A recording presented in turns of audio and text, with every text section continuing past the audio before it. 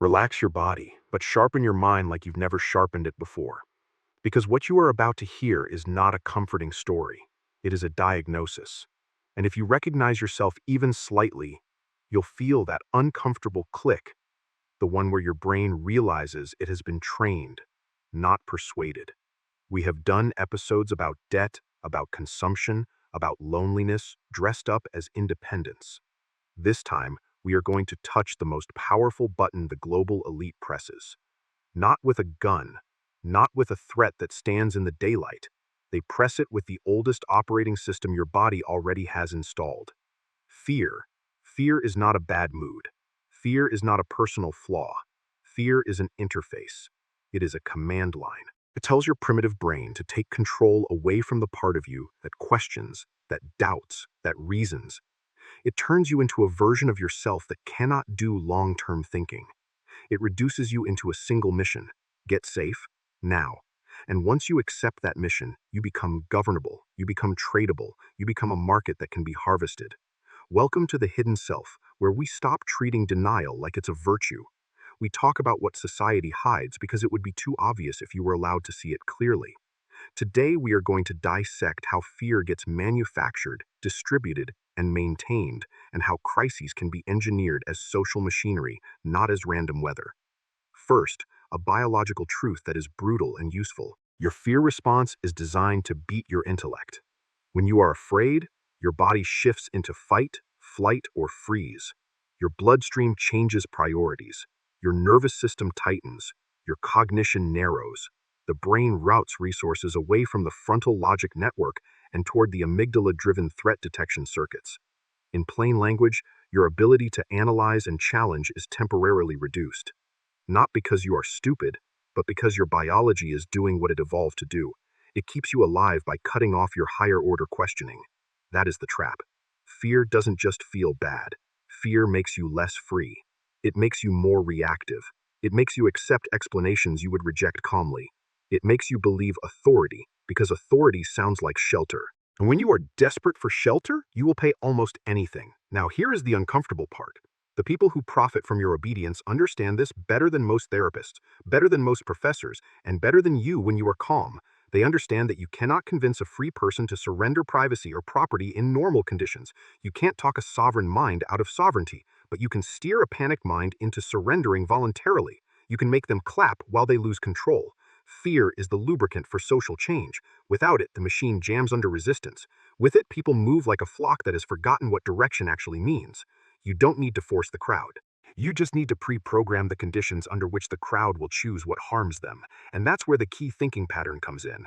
In intelligence circles and influence industries, there is a recognizable structure used again and again. It is not mysterious. It is not even particularly creative. It is repeatable: problem, reaction, solution. Or, in calmer terms, create or amplify a problem, engineer the emotional reaction, then present a solution that increases control. In the first phase, the elite does not necessarily need to invent reality. They only need to select a trigger, escalate it, or frame it so that it feels unavoidable. It can be a financial shock, a biological threat narrative, a cyber attack scare, a disaster story with enough uncertainty to keep you inside fear loops. The point is not that the crisis must be absolutely real in every detail. The point is that it must feel real enough that you stop thinking and start demanding safety, but it cannot look manufactured. If it looks obvious, people resist. So it is packaged to look random, uncontrollable, like fate. It has to feel like a storm outside your control, not a lever inside someone's hand. In the second phase, the reaction gets engineered. This is where mass media becomes psychological warfare, even when everyone pretends it is just news. Your feed and your television do not just report, they perform. They amplify your nervous system response. They flood you with dramatic music, alarmist language, and statistics presented without context, without full data, without comparisons that would allow perspective. They repeat the same fear point across every channel, every platform, every broadcast, and inleert around shadir in process. So your distant every gelang to the cure every thumbs. During bursiter in super sharper and screamings. That synchronization is not natural, it is contagion. When one fear narrative spreads across millions of people, it doesn't need to be perfectly true, it only needs to be consistent and emotionally activating. Then the third phase arrives. The solution was prepared in advance. That is the point. The crisis is not the goal. The crisis is the gateway. Once people are afraid enough, the crowd does something they would never do in calm daylight. They accept restrictions as temporary. They vote for powers they will not get back. They surrender privacy by calling it security. They accept surveillance by calling it protection. They accept economic rules by calling them stability. They accept the idea that someone else knows best because fear trains you to outsource your judgment. After an event, governments can pass laws that would be rejected before the event. When the public is overwhelmed and desperate, outrage becomes fatigue. Grief becomes compliance. Even people with decent values start saying, maybe it's necessary because fear makes you think only in short timelines. They do not think about second-order effects. They think about immediate safety. Consider how the logic played out in major security legislation after major attacks. Before the shock, privacy resistance was strong.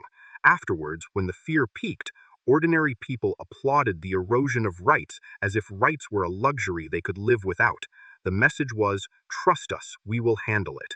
Then the pattern continued. The emergency stays, the restrictions remain, and the promised sunset never arrives. This is why the narrative always includes an enemy. But not just any enemy, the best enemies are hidden. In modern crisis scripts, the enemy is often invisible. An enemy that you cannot fight directly becomes perfect for endless escalation because there is no clear endpoint. If the threat is a visible nation or an opposing army, you can eventually negotiate, win, or lose.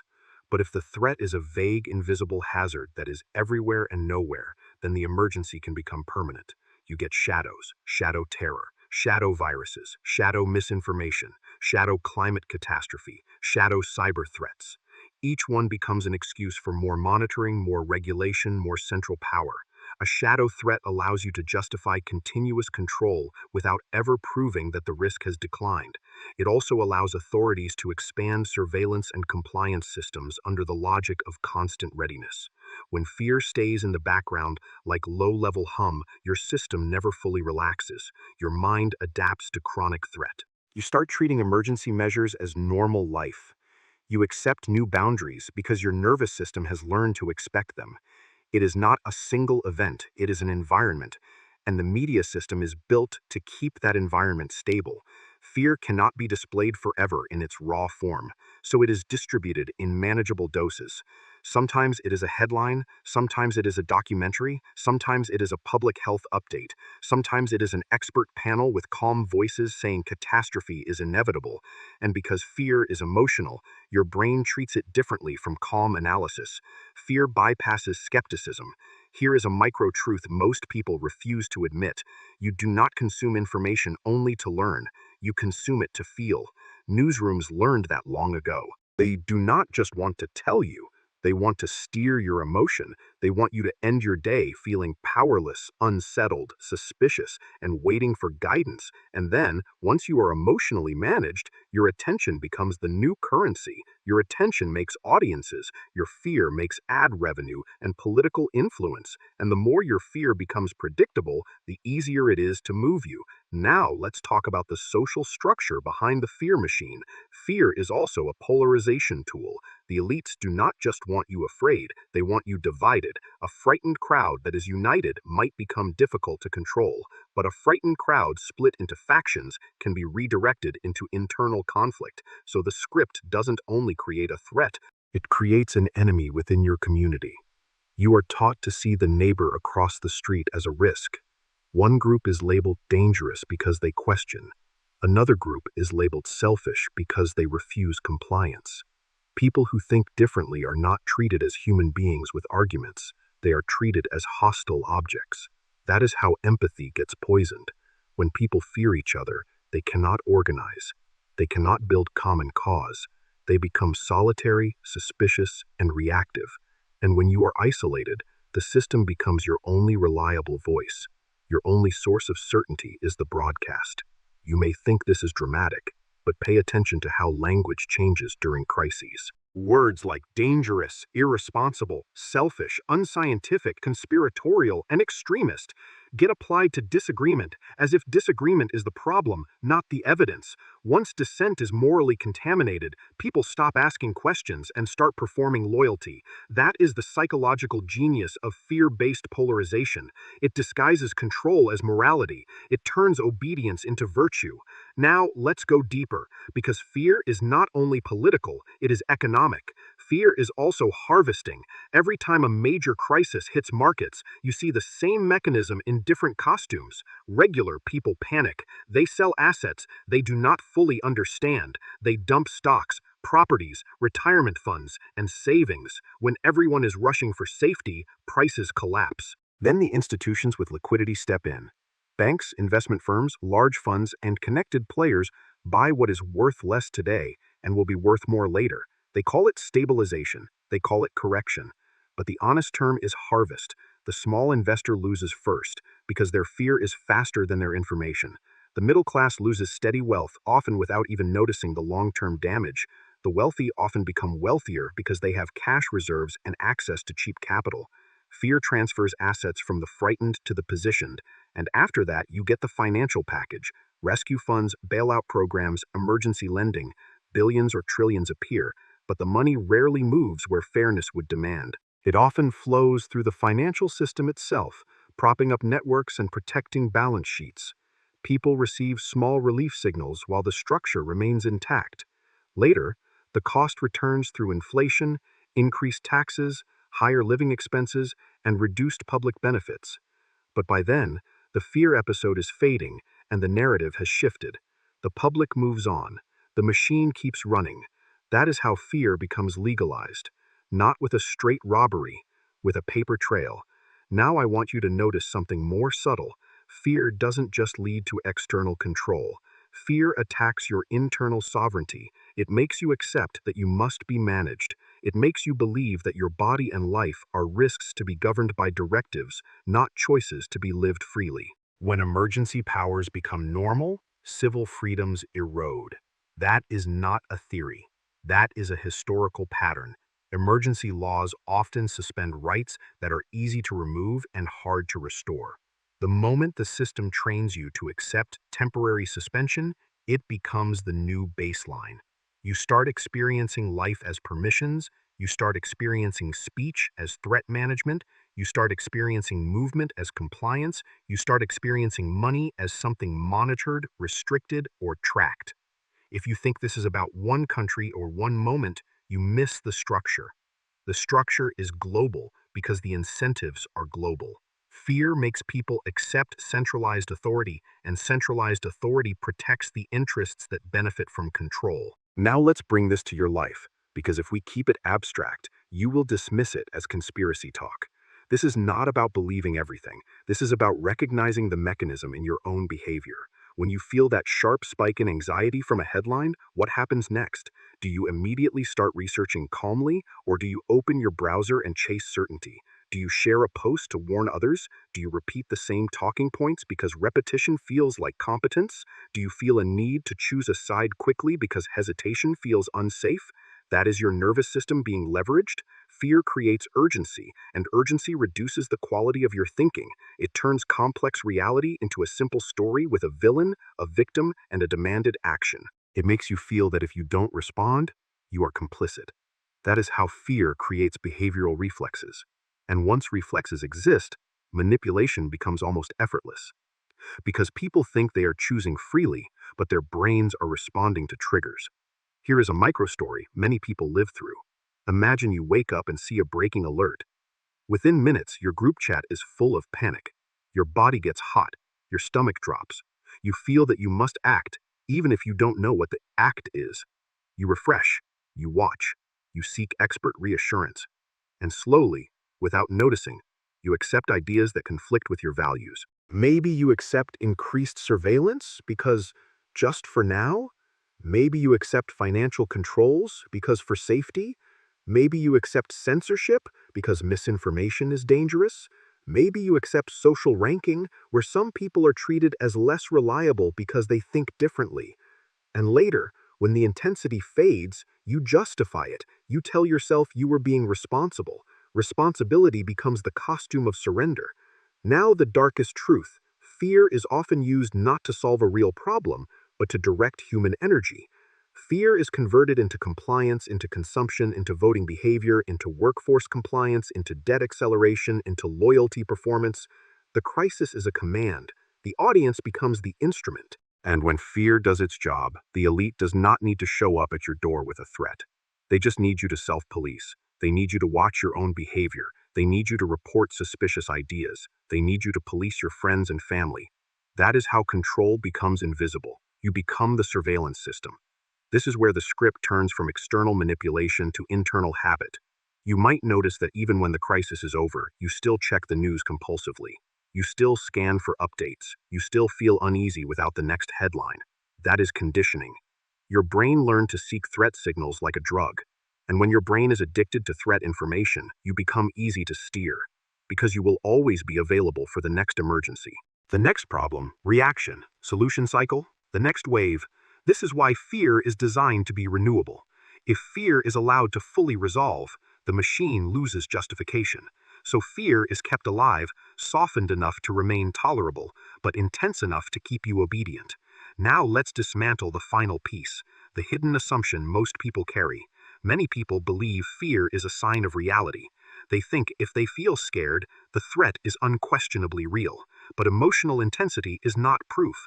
Fear can be manufactured, amplified, or miscalibrated.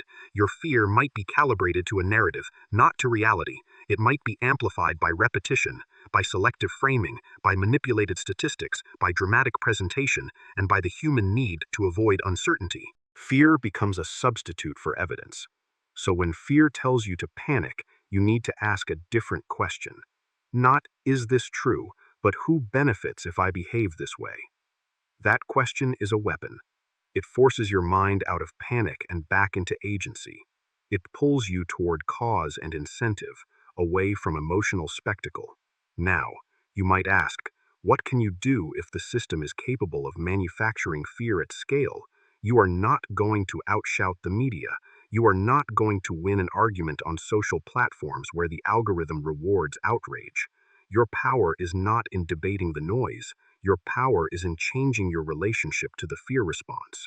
Fear loses power when you stop feeding it, but that requires deliberate practice, not vague hope, not motivational quotes. Real habits that protect your nervous system and your judgment. Here are 3 rules, not theory, practical counter-conditioning. The first rule is emotional distance from the news. When a new crisis breaks, use the structure in your mind. Problem, reaction, solution. Ask yourself what the next move likely is and who is positioned to profit from your reaction. Then create a boundary before the fear reaches your gut. This is not about turning off your eyes forever. This is about refusing to let the first wave of panic determine your day. When a crowd is panicking, that is the moment you need cold clarity. That is the moment you pause. So turn off the television. Step away from social media.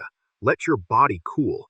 Give your brain time to regain the frontal logic network you lose under threat. Then you can decide what is useful information and what is emotional manipulation. You may be surprised how quickly your urge to panic weakens when you stop giving it oxygen.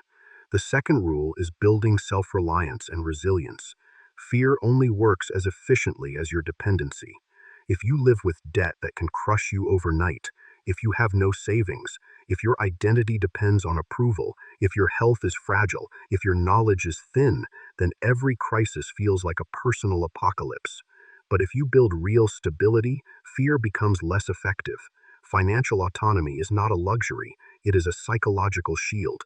You become harder to coerce when coercion requires you to be desperate. Also, resilience is not just survival. It is the ability to continue thinking while others are hysterical. You cultivate habits that keep your mind steady. You strengthen your health. You build skills. You diversify your understanding. You create multiple sources of truth, not one feed that constantly triggers you.